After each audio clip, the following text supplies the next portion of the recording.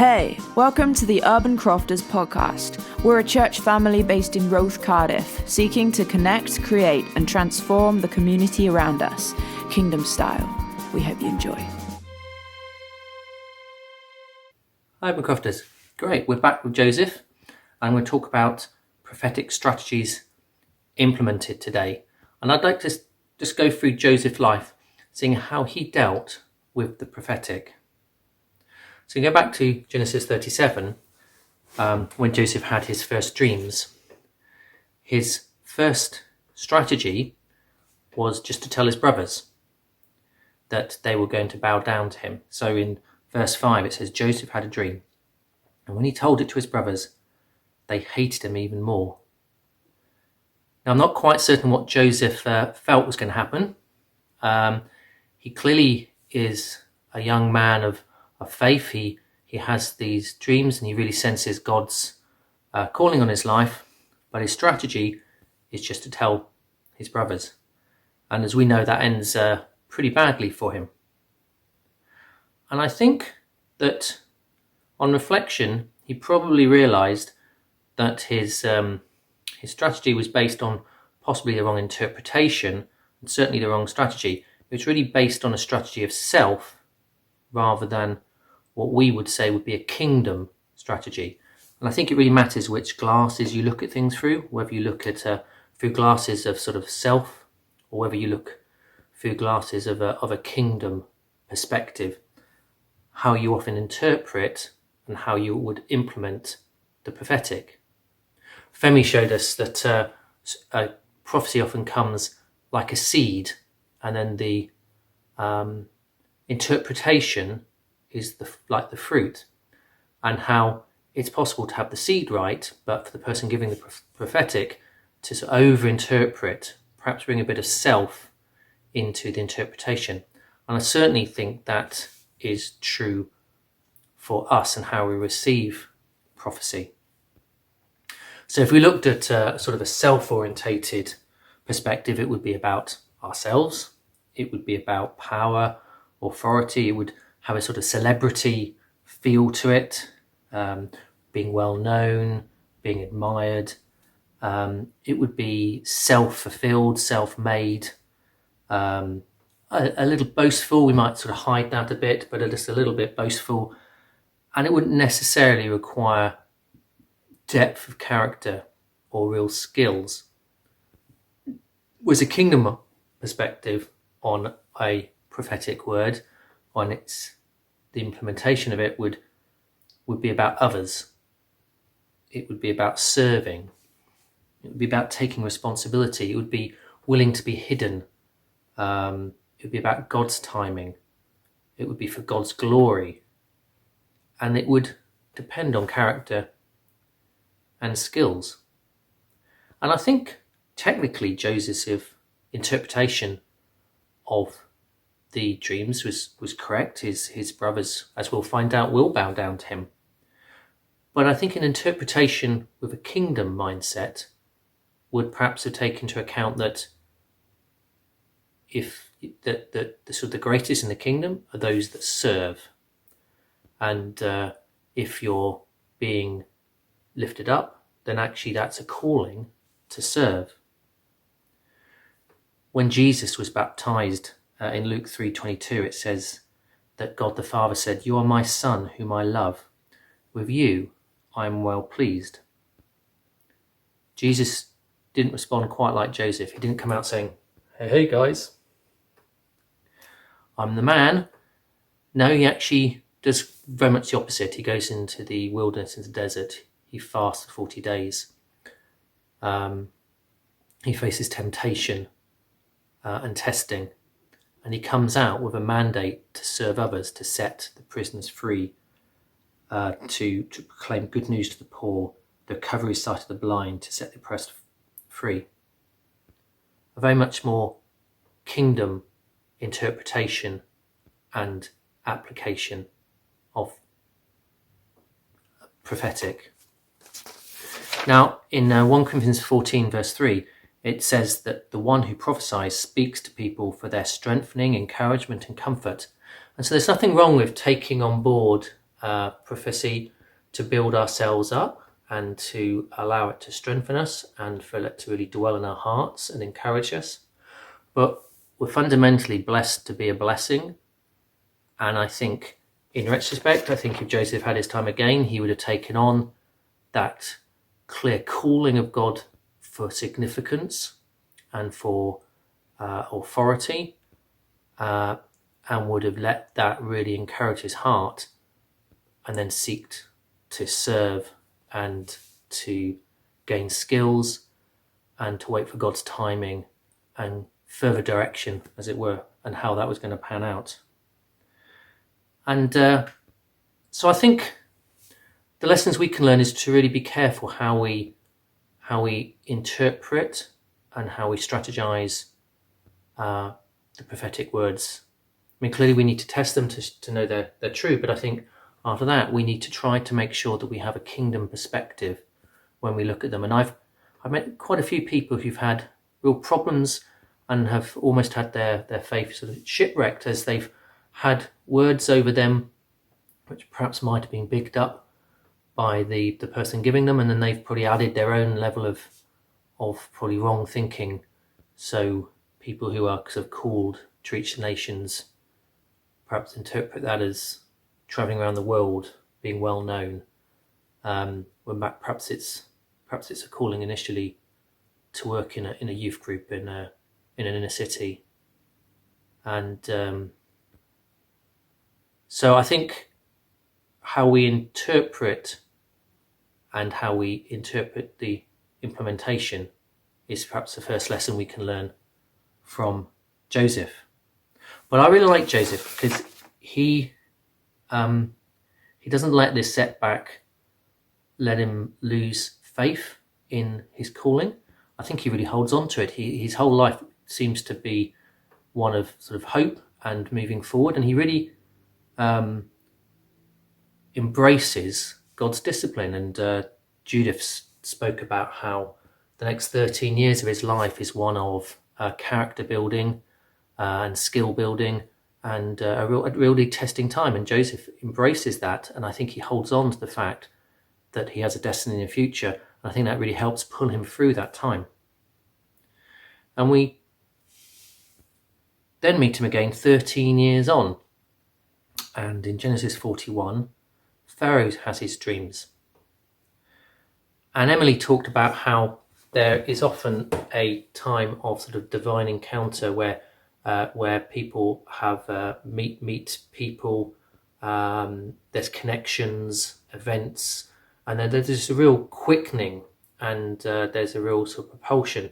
And what we might have been labouring on for some time, suddenly there's an influence and an ability to really affect change and good beyond what we really thought was possible. And this is Joseph's moment. And I guess one of the questions is Joseph ready? Has he been making use of the previous 13 years?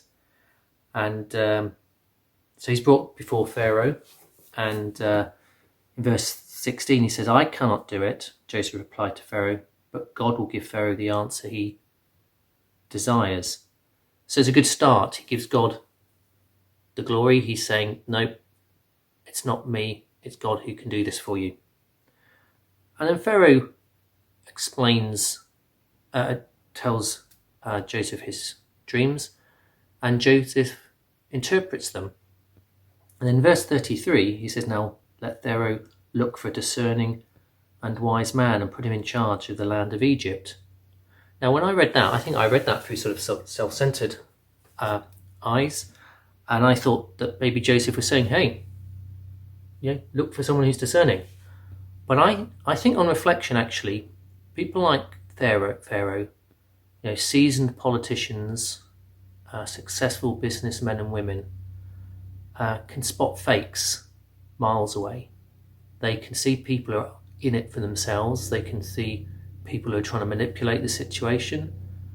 And I think they really value integrity. They value substance. They value vision and power. And I think Pharaoh would not have given control of his entire kingdom, second in command, to a slave in prison unless he really thought he was the real deal, that he had both character and skills and God's hand on him. So I think Joseph was ready, and he's propelled into a new chapter of his life. And then, of course, that brings real responsibility. He's had the interpretation, and now he has the entire land of Egypt, and soon to be his entire family's whole lives depending on him. And the next bit, I've got to say, I'm not that keen on, because it involves planning, detail, strategy, and hard work. And if you ask Jeanette, I'm not someone who thinks about the future very much. I'm very much stay as it goes and sort of feel your way through life. And yet clearly, if you're put in charge to save a nation from starvation, feeling your way through day by day, seeing how it goes, doesn't cut the mustard. And I'm sure these are skills which have been partly honed in the household of Potiphar, where Joseph served. But it shows there's a crucial element of planning, strategy, detailed, persevering, hard work to see fulfillment of this prophecy, and to see the saving of the nation of Egypt and of his own family. Not my strong points, but very important. And then in Genesis chapter 42, we move on to another chapter. We're 8 years on now. We've had the 7 years of plenty, and Joseph has persuaded people, or made people, to save food, and he stored up the food. But now we've entered the 7 years of famine, and quite early on, Joseph's brothers arrive looking for food. So in Genesis 42, and in verse 36, it says, "So when Joseph's brothers arrived, they bowed down to him with their faces to the ground." So in many ways, technically fulfillment of the first prophecy. But I think Joseph by now has a very different mindset, very different glasses. And he's looking, I believe, for reconciliation. And he wants reconciliation with his brothers, with his family. But he has a difficult choice to make. His choice really is to reveal himself or to stay hidden. He can stay hidden and let them travel back, have their food and travel back, knowing that they're okay and that he's fed them. Or he could reveal himself. And if he reveals himself, I guess he has the choice of punishing them or forgiving them. But I think Joseph has real wisdom. I think he realizes that his brothers will find it very hard to accept his forgiveness and will remain very distrustful of him if he reveals himself immediately. And even with the strategy he took, when their father Jacob dies, they're very fearful that Joseph is going to suddenly turn on them. And so I think if he revealed himself and said it's fine, I think actually his brothers would have been in a very weakened position for the rest of their relationship. So Joseph actually chooses a much more difficult strategy, and that is to stay hidden and to sort of test and discipline his brothers. So Joseph by now understands the value of discipline. He understands the value of adversity, bringing character to the fore. And so he sets his brothers up and watches them hidden. But I think all through this period of time, if we look at his heart, we can see that his heart is for their good. In verse 24, it says he turns his face away from them and began to weep. And in the next chapter, 43, in verse 30, it says, deeply moved at the sight of his brothers, Joseph turned out and looked for a place to weep. His heart was really for them. He wanted to see reconciliation, but he knew the importance of discipline and bringing the character and allowing there to be a reconciliation which was true and strong. And so he waited. And another year passes, and at this stage, Judah, one of his brothers, offers to give himself as Joseph's slave in order to save the life of Benjamin, his younger brother, and the life of his father, who would surely die in grief. And when Joseph hears this sort of true character coming through, he can bear it no longer, and he reveals himself to them. And it says in chapter 45, "Then Joseph could no longer control himself before all his attendants, and he cried out, 'Have everyone leave my presence.'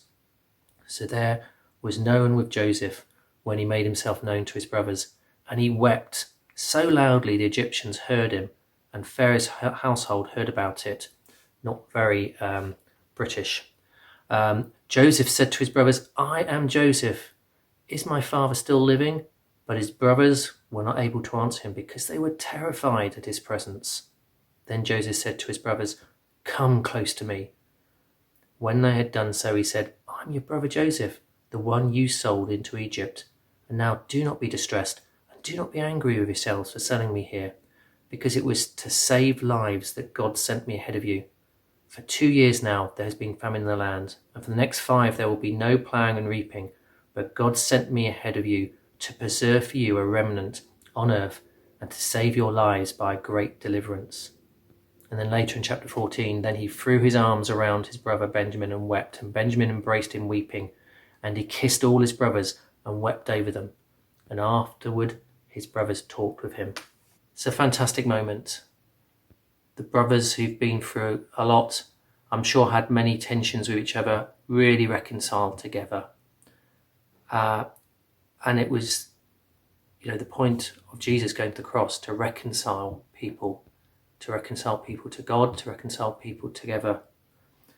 And I think that if we look at the first prophecy with sort of kingdom eyes, and if we agree that if you're being raised up to be great, that means you're being raised up to be someone who serves, then possibly this is actually the fulfillment of those dreams that Joseph had 21 years ago, 22 years ago maybe. So I think it's a great example for us, and the world is, as we know, crying out for people to be reconcilers, people to be peace bringers, to bring people back together. And I think it's a great thing for the church to be praying and looking to see how it can pioneer or work alongside to be reconcilers, both in communities, nationally, but also in families. So now we're going to go to the last part of what I'm talking on, and that's going to be in Genesis 47, and how Joseph completed the task. Joseph is great. He starts badly, but he pretty much everything else he does well, and he finishes well. He completes the task, and he stays focused on honouring Pharaoh and serving others and securing the security of his family. In 1 Peter 2 verse 17, Peter writes, "Show proper respect to everyone. Love the family of believers. Fear God. Honour the emperor." Now the emperor, when Peter wrote that, was Nero, who was busy persecuting the church. And I'm sure, and it was very clear, honour the emperor. And I'm sure that at times Joseph may have had differences with Pharaoh. But I get the idea that as I read through the text, that Joseph knows how to honour authority in a right way. And I'm sure there's tensions, and I'm sure there's going to always be tensions where people are working for authority, be that political or business. And there's tensions in making sure that we act with integrity and that we seek the best for others and for those who are close to us, our family. And I think these tensions could have come up in a couple of areas in Genesis 47. The first point is when Joseph's family arrives. Now, quite a few times it says in this part of Genesis that all shepherds are detestable to the Egyptians. And Joseph's families were shepherds. So Joseph had a decision to make: to hide that fairly fundamental truth, or to be open and upfront with it. I think Joseph shows a lot of wisdom. He knows he has a lot of credit with Pharaoh, and therefore I think he makes the very wise decision to be very upfront about their differences. Now he chooses 5 of his brothers. I don't know why it's 5 and not 6, or all of them, or just 1 or 2, but clearly he's thought this through to present themselves to Pharaoh, and he tells them, all shepherds are detestable to the Egyptians. Tell Pharaoh you're a shepherd. And that's what they do. And I think it's a really, really wise and skillful move, because what comes of it is obviously the risk is that Pharaoh will banish them away and be cross. But no, he understands his position with Pharaoh. And what Pharaoh does do then is, okay, go and live in Goshen on your own near Joseph. And so Joseph's family is both protected, able to live near Joseph, and continue to have their own identity. And so I think Joseph shows real wisdom and discernment in his dealings with authority. But I think the tensions can be really significant. And if we look at another figure in the Old Testament, quite similar to Joseph, we look at Daniel. And Daniel's well known. And in Daniel 6, he's serving Darius, the ruler of Babylon. And he, like Joseph, is high up and is actually doing very well and being very successful and being promoted. And that creates envy amongst those around him. And they go to Darius and they say, Darius, I think for a period of time, anybody that prays to anyone but you should be put to death, thrown into lions. What does Daniel do? Well, there's a tension, but there are certain things that he's not willing to compromise on. And he goes home and he prays. And Darius finds out, and Daniel's accusers say, this is what you've said. And Darius reluctantly throws Daniel into the lion's den. So I think there is a real tension, a potential tension, as we serve Pharaoh and we look to serve others. We look to support our family and we keep our personal integrity. And possibly the second time in Genesis 47 is actually when the hunger really strikes the people of Egypt, and they come to him desperate for food. And I find it quite interesting because it says in that part, Joseph has the people sell themselves in bondage to Pharaoh in exchange for food. Now that seems harsh to me, and I think it is quite difficult when we try to interpret another culture and in another time. And I think we have to be a little bit humble about how we look at that. I find it very interesting in verse 25, the people come to Joseph and say, you have saved our lives. The people seem actually very happy. I think you get the impression that they feel that Joseph has done right by them. And so again, I think Joseph has used real discernment and real wisdom in how to keep the tension of honouring Pharaoh and serving others. I'm reminded of Matthew 10 verse 16, where Jesus sent his disciples out and said, I'm sending you out like sheep among wolves, therefore be as shrewd as snakes and innocent as doves. That idea of having a real discernment and understanding of the situation we're in, but being innocent and keeping our integrity. And so Joseph finished well. He kept going, he kept serving others, he kept honouring people, and he walked with real wisdom and discernment. As we look at Joseph's life, I'm encouraged because I think that within our Urban Crofters, there are new Josephs.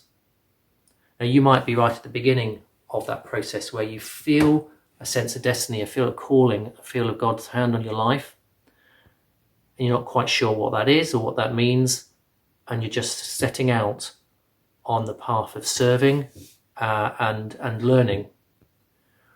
You may be like Joseph later on, where you're getting real knockbacks and you're having to hold on to that call, that knowledge of your destiny, and you're needing to persevere.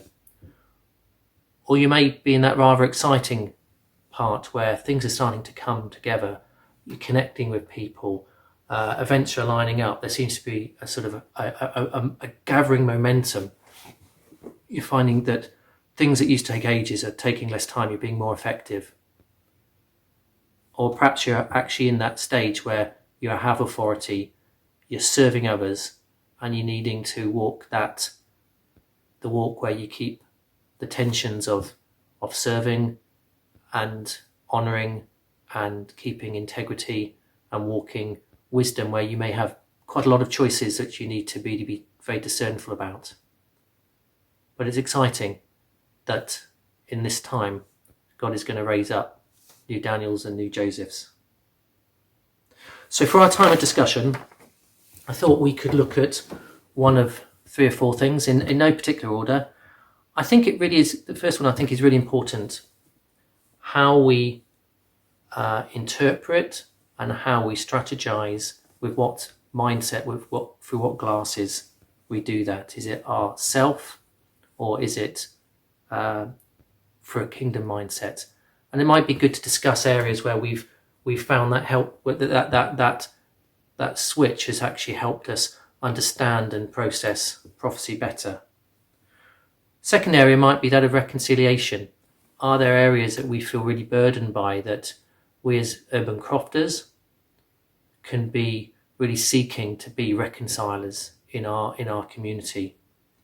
Or maybe there's actually a real need for reconciliation in a personal level in your family, and it will be great for the group to pray and support you and seek God's face for that for you.